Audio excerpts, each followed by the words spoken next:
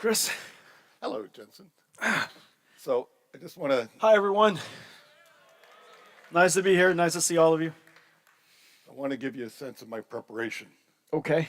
So The two of us have been preparing for over 40 years. And you're going to be prepared for this oh yeah. talk. So Can we just chat? no, we're going to chat.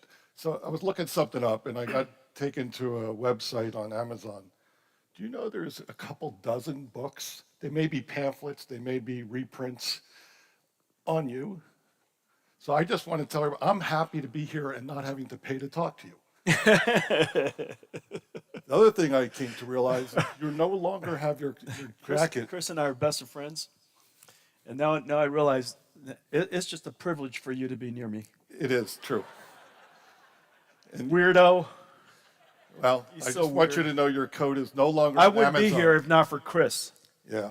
That is You for you sure. owe it all to me. I do. Well, to set, we're going to talk about some of the origins. Chris of was my NVIDIA. VP of engineering, my first VP of engineering. So he did the work. And he did a lot of it. It is true. It is true. Well, so when we were getting going, the other founder, Curtis Preem, and I were at Sun, and we were leaving, and we called our buddy Jensen, who was at a company called LSI Logic, and said, "Hey, Jensen, we want to go be consultants and build a chip to help another company show off their product. Can you help us write a contract?" Because Jensen knew something about business, and we certainly didn't. And I guess I'm curious, what did you think about that? Because that turned into NVIDIA, this simple request to help us. This predates Denny. This is by the where way. we're starting 33 where years we're- ago. It was, I barely remember. It was probably here's a 88. No, 92. yeah, Just somewhere 92. yeah, 92. Let's see what was happening at the time. So what was happening at the time was the PC revolution hadn't started yet. Remember, Windows 3 was just out. I think 3.1 wasn't even out yet. It was 3.0, and so the Pentium microprocessor wasn't announced. PCI Express didn't exist. CPUs had this thing called a front side bus and a back side bus. 3D graphics didn't exist, but we knew that computer graphics was really important to the future of computers, and so that's kind of in the background.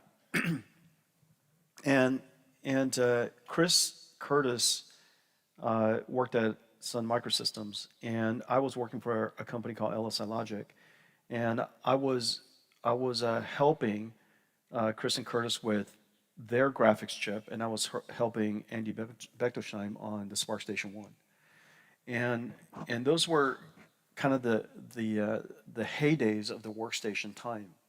And that was within Sun. Outside of Sun was this in this environment that I was describing, that the PC was wanting to happen.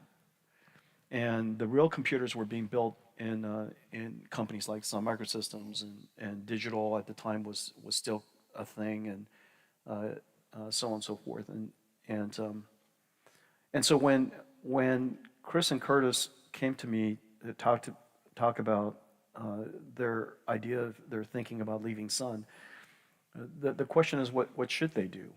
And that was really kind of the beginning of the conversation of what should they do. I was perfectly happy working at LSI Logic, and we already had 2 kids, and Chris had 2 kids. Parker hadn't come yet, and so I think the conversations kind of started from there. Yeah, and that's kind of the way I remember it. We evolved from let's do this for somebody else to, no, wait a minute, maybe we should do it for ourselves.